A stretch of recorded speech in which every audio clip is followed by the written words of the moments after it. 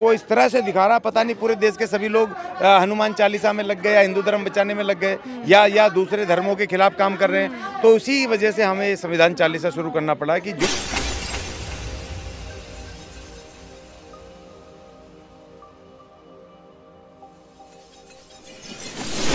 देखिए, जिस तरह से इस देश में ये धार्मिक उन्माद, ये सांप्रदायिक उन्माद जिस तरह पैदा कर रहे हैं और जिस तरह से सरकार कुछ और दिखा रही है, वहाँ धार्मिक चीज़ें हल्ला करवा रही है। दूसरी तरफ इस संविधान में जो SC/ST के अधिकार हैं उनको नई नई पॉलिसी लाके ख़त्म कर रही है। तो हमें ऐसा, और तीसरी तरफ ये कि वही लोग जो अपने आप को ये हनुमान चालीसा कर रहे हैं या कुछ कर रहे हैं, वो हमारे लोगों के खिलाफ, SC/ST के खिलाफ पूरे देश में अलग अलग, कहीं घोड़ी पे नहीं चढ़ने दिया जा रहा है, कहीं पर उनको खेत में आने पे 50 जूते और 5,000 का वो कर रहे हैं, इस तरीके के वो कर रहे हैं। तो हमें लगा कि हमें भारत के संविधान को, जो हमें अधिकार देता है, जो शक्ति देता है, उसको हमें अब पूरे जन जन में पहुंचाना चाहिए, खासतौर पे अपने समाज के बीच में, SC/ST के बीच में, कि उनको पता चले, क्योंकि कोई भी अटैक उनके ऊपर हो, उनका घर तोड़ा जाए, उनकी नौकरी छीनी जाए या उनके खिलाफ कोई एट्रोसिटी हो, तो वो वहाँ पर जा करके वो अपने उसको अधिकार की बात को कर पाएँ, कि उनको संविधान में पता चले कि ये हमारा संविधान, ये अधिकार है,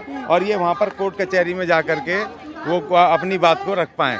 ठीक है जी। लोगों को संविधान से मतलब कहाँ रहा है? लोगों को तो अपना अपना धर्म बचाना है, लोगों को अपना स्पीकर बचाना है, किसी को अपना हनुमान चालीसा का पाठ करना है।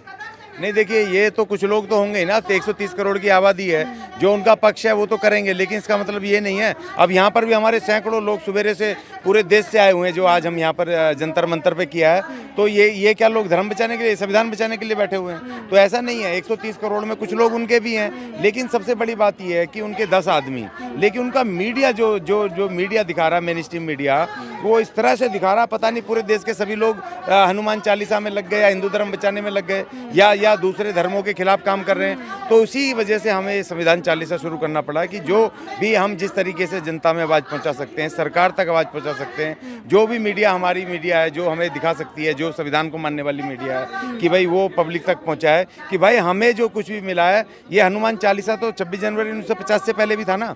तो उससे 50 से पहले इस देश के अछूतों का, अनटचेबल्स का, और आज के जो SC/ST हैं, उनकी क्या हालत थी? उनको पानी नहीं लेने दिया जाता था। कौन सी हालत सुधर गई है सर? आज भी तो देखिए ना कि बड़े बड़े अधिकारी बन जाओ, लेकिन घोड़ी पे मत बैठो। नहीं, देखिए, वो तो देखिए कंट्राडिक्शंस हैं, वो बात तो वहाँ पर समझ आ रही है, लेकिन अभी बहुत भारी परिवर्तन भी तो हुआ ना। अगर मैं एक अनुसूचित जाति का आदमी आपके सामने खड़ा हूँ, तो मैं पूरी कमीज पहन के खड़ा हूँ। ये कमीज पहनने की आज़ादी नहीं थी मुझे जब हनुमान चालीसा का या मनुवाद का फुल फ्लैश राज था 26 जनवरी 1950 से पहले। तो उस समय मुझे कमीज पहनने की इतनी खूबसूरत वो नहीं थी इजाज़त, पढ़ने की इजाज़त नहीं थी। आज़ादी का तो 75 वर्ष का अमृत महोत्सव मना रहे ना मोदी जी। नहीं, वो इस आज़ादी का नहीं मना रहे, आप नहीं समझते। ये वो लोग हैं कि दिखाते कुछ हैं, करते कुछ हैं। जब मोदी जी पहली बार चुनाव लड़ रहे थे, तो नकली लाल किला बना के वहाँ कह रहे थे कि मैं देश नहीं बिकने दूंगा, मैं देश नहीं झुकने दूंगा। लेकिन जैसे ही प्रधानमंत्री बने, तो उन्होंने उसी लाल किले को बेच दिया जिस पे खड़े होकर के उन्होंने भाषण दिया था। तो ये इनकी कथनी और करनी में इनकी बिल्कुल वो उस पर मत जाओ। ये दिखाएंगे जैसे ये अम्बेडकर इंटरनेशनल सेंटर है, इससे पहले डॉक्टर अम्बेडकर ये फाउंडेशन होता था, एक छोटी सी इसकी वो होती थी। उसी पैसे के, उसी ट्रस्ट के पैसे से, जो सोसाइटीज एक्ट में है, उससे बिल्डिंग बना दी, उसी पैसे से खुद वाई ले ली। लेकिन पता चला कि उसमें SC/ST नहीं जा सकते। 1.25 लाख रुपए का उसमें हॉल का किराया, GST लगा दी। तब हमने उनको कहा सरकार को कि भाई तुम ये क्या कर रहे हो, ये हमारे बाप की जगह है और इस पर भैया हमारा हक है, इसमें हम पैसे नहीं देंगे, GST हटाओ, ये सोसाइटी एक्ट में है। तो अभी सोशल जस्टिस के आदमी आए थे कि संविधान की पावर है, ताकत है। तो हम ये कह रहे हैं कि ये कहते कुछ हैं, ये जो अमृत महोत्सव बना रहे हैं, हम अमृत महोत्सव बनाने की जरूरत नहीं है, क्योंकि अमृत महोत्सव ये मनुवादी शब्द है। हमें भारत के संविधान को मनाना है। भारत के संविधान का चालीसा का मतलब है उसका प्रचार, कि उसकी जो शक्ति है, महिलाओं के लिए शक्ति है, SC/ST के लिए शक्ति है, मजदूरों के लिए शक्ति है, किसानों के लिए शक्ति है। उस शक्ति को हमने अपनी जनता तक पहुंचाना है कि भाई ये तुम्हारे अधिकार हैं, ये मंत्र हैं, ये तुम्हारा ग्रंथ है, इसको पास रखो।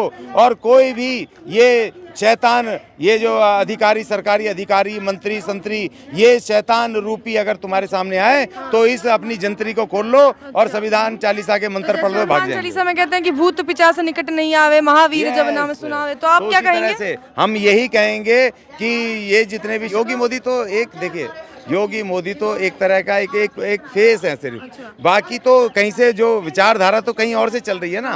ये तो हाँ बिल्कुल चल रही है, आरएसएस चला रही है। वो अपनी उसी आरएसएस को विचारधारा चला रही है जो 26 जनवरी 1950 से पहले थी। महिलाओं को पति मरने के बाद जिंदा जला दिया जाता था, और SC STs को पीने का पानी बावड़ियों से लेने नहीं दिया जाता था, उनको पढ़ने का अधिकार नहीं था, उनको अच्छे अच्छे कपड़े पहनने का अधिकार नहीं था, जमीन खरीदने का अधिकार नहीं था। वो जिस जाति में पैदा हुए, जो उस जाति का काम था, उसी को जातिगत काम को ही करना है, उसी को करके मरना है। और लेकिन बाबा साहब के संविधान ने, संविधान 40 में बता रहे हैं कि अभी पिछले साल उदयपुर में एक सफाई कर्मचारी लड़की, उसने पढ़ लिख के IAS वाईएएस किया और वो आज वहाँ पर वो बन गई, मजिस्ट्रेट बन गई। ये महाशक्ति संविधान 40 की है। तो हम लोगों को बता रहे हैं भाई तुम्हें ये चाहिए जो तुम्हें मजिस्ट्रेट बनाता है सफाई कर्मचारी से, या तुम्हें वो चाहिए जो मजिस्ट्रेट से तुम्हें सफाई कर्मचारी दोबारा वापस बनाना चाह रहा है। मोदी जी भी करने आए ना, सबको एक साथ लेके चल रहे हैं, सबका विकास कर रहे हैं। नहीं तो मैं मोदी जी से कह तो रहा हूँ, हमने अपील भेजी है कि मोदी जी आप थे चाय बेचने वाले, तो ये संविधान अगर नहीं होता तो आप किसी भी हालत में प्रधानमंत्री नहीं बन सकते थे। क्योंकि जो हनुमान चालीसा का जो व्यवस्था है उसमें तो जो जिस जाति में पैदा हुआ है या जो काम कर रहा है उसको वही करते हुए मरना, दूसरा नहीं कर सकता। तो ये संविधान की शक्ति है इस भारत के संविधान की कि चाय बेचते बेचते आप प्रधानमंत्री बन गए, तो आपकी ड्यूटी क्या है कि आप इसको बचाएं। और दूसरी बात ये, मैं ब्राह्मणों को भी मैंने अपील की, मैंने ब्राह्मण समाज को ये कहा कि 26 जनवरी 1950 से पहले वर्ण व्यवस्था में ब्राह्मण कभी राजा नहीं बन सकता था। एक ब्राह्मण राजा का मुझे कोई नाम बता दे, जो कहेंगे मैं उनकी गुलामी करूंगा। लेकिन 26 जनवरी 1950 को बाबा साहब का महान संविधान लागू हुआ, जिसका हम यहाँ 40 कर रहे हैं, जिसका हम प्रचार कर रहे हैं। सबसे पहला राष्ट्रपति इस देश का ब्राह्मण बना, सबसे पहला प्रधानमंत्री इस देश का ब्राह्मण बना। तो ब्राह्मण समाज जो शासन जिस ब्राह्मण समाज को बनाया जिस संविधान ने, वो उसी संविधान के खिलाफ काम कर रहा है, वो उसी संविधान को तोड़ने की बात कर रहा है। और जो संविधान से वो कभी ब्राह्मण सपने में नहीं सोच सकता कि मैं बनूँ, वो सुदामा बनता है, गरीब दरिद्र सुदामा। वो जा रहा है दूसरे राजा से हाथ फैला, भीख मांगने, आत्महत्या करने जा रहा है। तो हम उनको ब्राह्मणों को कह रहे हैं भाई ये आपको ताकत देता है, ये आपको राजा बनाता है। ज्ञानी जी अब तो देखिए हिंदू राष्ट्र वाली बात पे फोकस करिए, सबका ध्यान वही है। हिंदू राष्ट्र कहाँ है पूरे विश्व में? देखिए एक भी नहीं है। हिंदू सुरक्षित कहाँ है? भारत में रहेंगे ना। देखिए जब तक इस देश में दूसरी लोकतांत्रिक तरीके से दूसरी से कांग्रेस की या दूसरी मायावती बहन जी की दूसरी सरकारें थी, तब तक इस देश में हिंदू धर्म को कोई भी संकट नहीं था। ठीक है जी, बढ़िया चल रहा था। जैसी 2014 से हिंदू समर्थित सरकार आई जो टोटल हिंदूवाद को करते हैं, तब वो हिंदू धर्म और हिंदू लोग उसमें आ गए, खतरे में आ गए, और वो दूसरे धर्मों पर अटैक करने शुरू कर दिए, दूसरों की धार्मिक आस्थाओं पर अटैक करने शुरू कर दिए। तो हम इस पर नहीं जा करके हम तो ये कह रहे हैं कि भाई हर आदमी, चाहे हिंदू हो, मुसलमान हो, महिला हो, पुरुष हो, चाहे वो आपका मजदूर हो, चाहे SC हो, ST हो, कोई भी हो, भारत के संविधान में लिखा है पहला ही, हम भारत के लोग, we the people of India. वहाँ किसी जाति धर्म का नाम नहीं है। तो हम कह रहे हैं भाई भारत के नागरिक बनो, इस संविधान को बचाओ। और उसमें चाहे किसी भी पंडित जी भी वहाँ पर बन सकते हैं राष्ट्रपति, एक दलित भी राष्ट्रपति बन सकता है, लेकिन उनके उस व्यवस्था में, हनुमान चालीसा की व्यवस्था में, जो जिस जाति में पैदा हुआ है वही परंपरागत काम करने हैं, उसी को करते हुए मर जाना है, उसकी पीढ़ियों को भी वही करना है। लेकिन संविधान तो लागू है, चल ही रहा है, खतरे में तो धर्म है ना।